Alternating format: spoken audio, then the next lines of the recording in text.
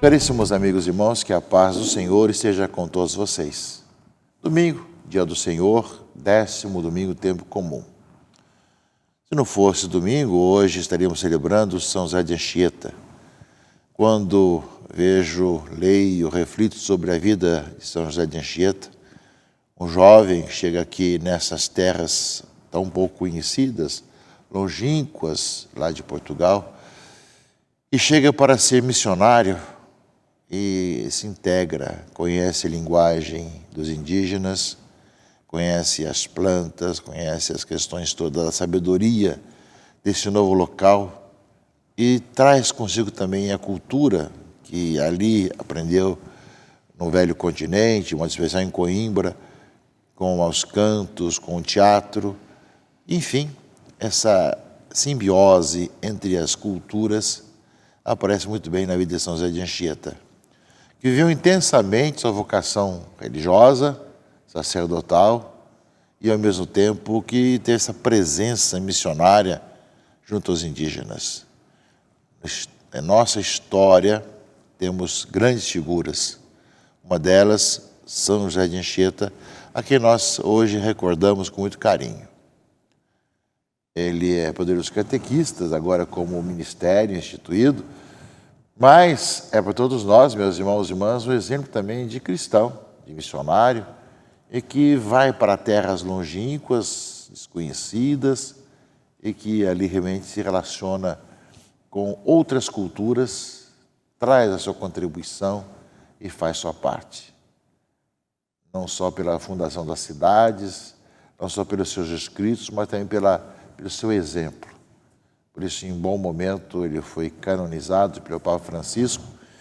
E é para todos nós uma oportunidade de pensarmos sobre sua vida e sua figura. Lembramos que no próximo dia 13, estaremos celebrando Santo Antônio, de Pádua ou de Lisboa, e que para nós é um dos santos juninos, o primeiro desse mês de junho, e que faz parte um pouco da nossa cultura popular, das alegrias, dos folguedos, de estar juntos com as pessoas, da comunhão entre as pessoas. Aqui faz muito bem as pessoas poder festejar, mas não podemos esquecer o exemplo, a vida, a história dos santos. A ocasião dos santos juninos, da ocasião de ser um momento em que a questão da colheita, no antigo continente, etc., fazia essa festa. Mas lembrar que para todos nós, além dessa festa que nós herdamos dos antepassados, existe o exemplo do santo, no caso, o grande missionário, evangelizador, Santo Antônio, que somos chamados a olhar e a celebrar, e a pedir ao Senhor que nos faça ver o seu exemplo, para que nós possamos, nesse nosso tempo também, termos a mesma coragem, ânimo evangelizador que teve Santo Antônio, que nasceu em Lisboa e que morreu em Pádua. Bendizemos a Deus por tantos belos exemplos, mas também não é problema também nós nos divertirmos e termos uma diversão sadia com a festa junina. Nesse 10º domingo, tempo comum, meus irmãos e irmãs, nós temos uma palavra de Deus bastante rica, diversos assuntos que estão paralelos um para com o outro. Nós vemos aqui no Evangelho de Marcos, que é o Evangelho desse ano, capítulo 3, versículos 30 a 35, que Jesus volta para casa com seus discípulos. E aí, de novo, reuniu tanta gente que eles nem sequer podiam comer. Ou seja, a fama de Jesus tinha se espalhado e o povo tinha essa necessidade de ouvir a palavra do Senhor, de ver o que estava acontecendo. E aí, quando souberam disso, os parentes de Jesus saíram para agarrá-lo, porque diziam que estava fora de si. Também os seus parentes, já vai lembrar que um profeta não é reconhecido na sua casa, nos seus parentes, não é? E justamente ali no finalzinho do Evangelho, do perícope de hoje, não é? Então, enquanto Jesus estava reunido com a multidão sentado ao redor dele, lhe disseram: tua mãe e teus irmãos estão lá fora, à tua procura. E ele vai responder: quem é minha mãe e quem são meus irmãos? Eu, olhando para quem estava sentado ao redor, disse: aqui estão minha mãe e meus irmãos. E aí vem dizer o porquê. Quem faz a vontade de Deus, esse é meu irmão, minha irmã e minha mãe. Ou seja, parece a multidão vai ensinar que ele tem um grande exemplo na sua mãe, e que vai lembrar que quem, como sua mãe, faz a vontade do Pai, está ligado, ele faz parte da sua família. Todos nós, meus irmãos e irmãs, é uma oportunidade para que nós também pensemos, reflitamos sobre isso. Fazer parte da família de Jesus significa que, como Maria, a mãe de Jesus, somos chamados também a fazer a vontade do Pai. Dessa forma, se imitarmos o sim de Maria, dizendo sim ao plano de Deus, também faremos parte da família de Jesus. Quem é minha mãe, quem são meus irmãos? São aqueles que fazem a vontade de Deus, a vontade do Pai que está nos céus, como fez minha mãe. Sem dúvida que essa clareza aparece no Evangelho, caríssimos irmãos e irmãs. Mas o restante do Evangelho e também da leitura do livro do Gênesis, meus irmãos e irmãs, nos fala dessas consequências do pecado, consequências da divisão, da separação, das tentações. Né? Na leitura do Gênesis, justamente, fala de quando Deus chama Adão, perguntando: onde estás? Ouvi tua voz no jardim e fiquei com medo, porque estava nu e me escondi. Aparece a palavra medo, aparece o escondimento de Deus. Deus havia colocado limites ao ser humano.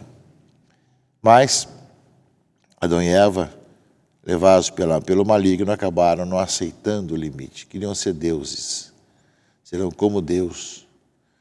E assumiram justamente o pecado de não aceitar a sua vida humana, querer ser como deuses. E aí experimentam toda a decadência de deixar-se conduzir, de deixar-se levar pelo Senhor. E aí, meus irmãos e irmãs, aparece a reflexão do Gênesis, né? Ou seja, por que isso, né? E um culpa o outro. Adão culpa Eva, Eva culpa a serpente, né? Porém, inimizade entre ti e a mulher, entre a tua descendência e a dela, esta te ferirá a cabeça e tu lhe ferirás o calcanhar. O descendente da mulher vai matar o mal, embora o mal está sempre aí por baixo, tentando machucar o ser humano. Essa profecia, o proto-evangelho, meus irmãos e irmãs, nós vemos que em Cristo Jesus vai ter a resposta. Cristo vai esmagar a cabeça da serpente com a sua morte e ressurreição. E cabe a nós acolher, olhando para a cruz do Senhor e encontrá-lo ressuscitado, para poder ver realmente que o mal é vencido, o pecado é perdoado, o mal é apagado.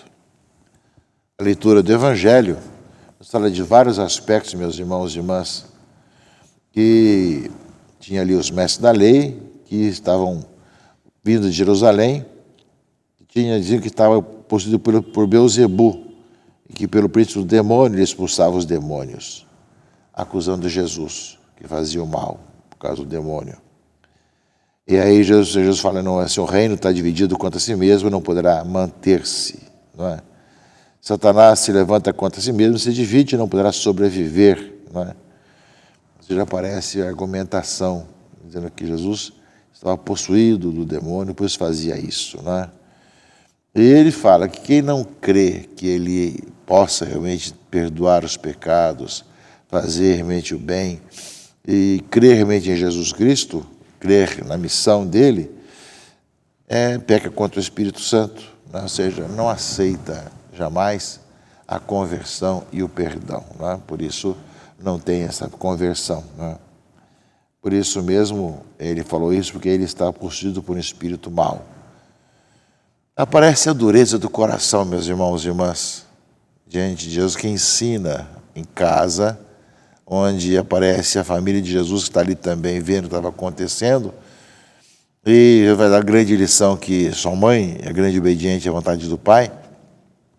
Entanto, aparece ali toda a questão dos fariseus que perseguindo Jesus, dizendo que ele não era o Messias, não é o Filho de Deus, apenas estava possuído pelo Beelzebu e não podia se acreditar nele.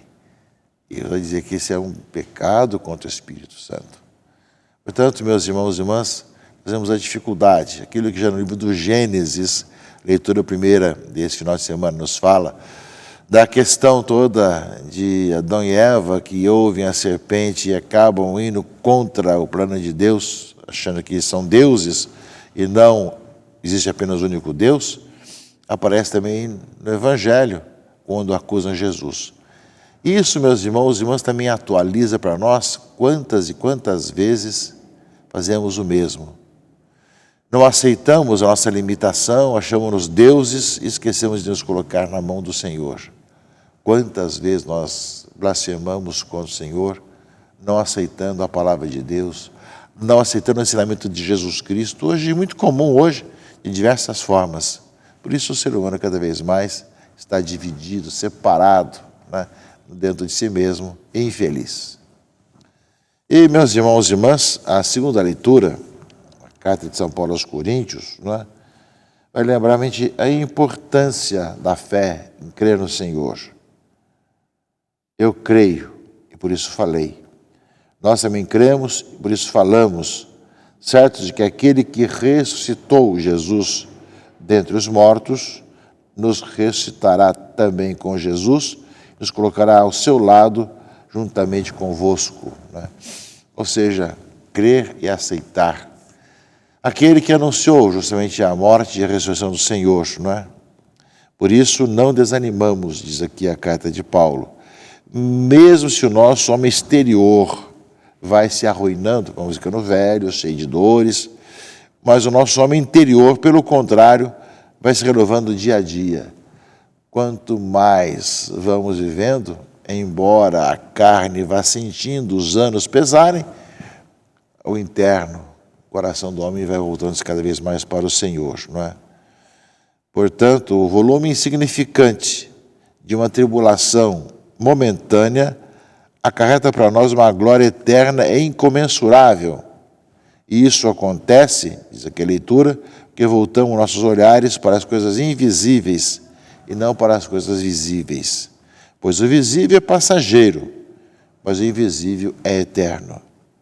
De fato, sabemos que se a tenda em que moramos neste mundo for destruída, Deus nos dá uma outra morada no céu, que não é obra de mãos humanas, mas que é eterna. A palavra de Deus desse final de semana, meus irmãos e irmãs, é abundante, cheia de várias situações que nos impulsionam a ouvir a voz de Deus. Jesus volta à cidade, ali tem os seus parentes que vão procurá-lo, ele vai dizer da importância da sua mãe. Aparece, como o livro do Gênesis e o centro do Evangelho, a questão das consequências do pecado, de deixar-se levar pelo maligno, pelas suas tentações. Isso fala do pecado contra o Espírito Santo. E, ao mesmo tempo, nós vimos a carta de Paulo, como acabamos de falar agora, sobre várias situações que nos impulsionam para testemunharmos o Senhor. E justamente aí, meus irmãos e irmãs, isso aí tudo para sabendo que cremos, por isso falamos. Não é? E não desanimamos quando chegamos às achaques, porque nosso interior vai crescendo. Né? E, ao mesmo tempo, sabemos que se um dia nós morremos, temos uma outra morada no céu, como lembra aqui a leitura da carta de São Paulo aos Coríntios. Que nesse final de semana, nessa abundância da palavra de Deus, desse domingo, sabemos o escutar, acolher, bendizer o Senhor, e pedir ao Senhor que nos faça cada vez mais suas testemunhas, quem vê realmente a sua fragilidade e o problema do mundo de hoje, mas confia no Senhor que nos liberta e que nos salva. Que Deus abençoe e guarde a todos, em nome do Pai, e do Filho e do Espírito Santo. Amém.